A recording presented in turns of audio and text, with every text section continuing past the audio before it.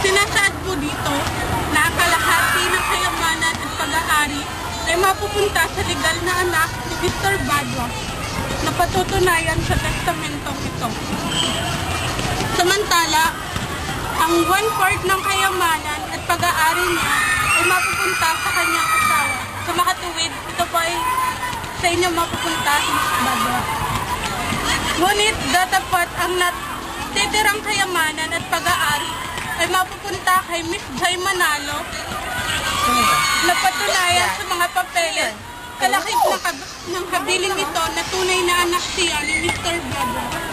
Nais na inyong asawa na ibigay ninyo ang pagmamahal at aruga niya na hindi na ipadama sa kanyang anak na si Joy dahil sa simula sa araw na ito ay titira na siya kasama ninyo. Miss Badwa, narito po si Joy. Tunay ang isang anak ni Mr. Badwa. Joy, maupo ka. Ito nga pala yung mga anak ko. Joy, huwag mo nila ako mama.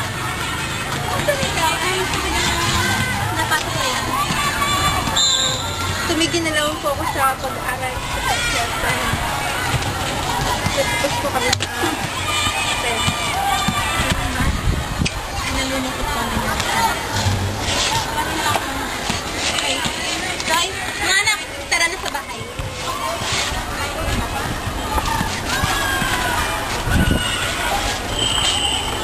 Mga anak, tara na sa bahay.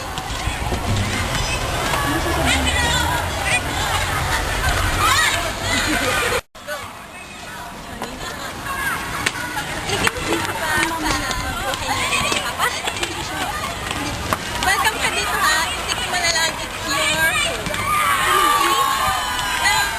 alam pa naman na nagbago pa lang tayo at ngayon pa lang tayo mga magkakakilala. So huwag ka mahiya sa akin ha. Kung gusto mo, magkwento ka rin tungkol sa mga love life mo. Tsaka, alam mo naman ako, isa akong mapagmahal na ina. Kaya mo na ako po dito. Ha?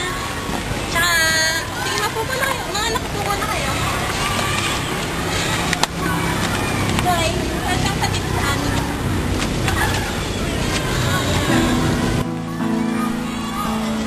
Wow, artehan. Kaya ako dahil, nakasama ka sa pamilya namin. Can you please stop make her welcome? Alam niyo na, hindi siya welcome eh. Therefore, stay away from me. And besides, wala siyang lugaran dito. Scarlett, ikala mo naman naging ama. At anong gusto niyo ba? Na maging tayo kami? Na maging niya kahit Riya na dito ba? May sarili kami pag-iisip. Hindi namin kasalanan kung bakit kami kakaganto. Hindi na dahil sa magkaroon ako ng dorm na pamilya. Bakit? Lumayas na! Hindi kita kailangan dito! Oo, dadayo ako kahit hindi sabihin. Even if we're apart, I say forever I'll be yours. Forever I love you, I say forever. Para magkaganito ang pamilya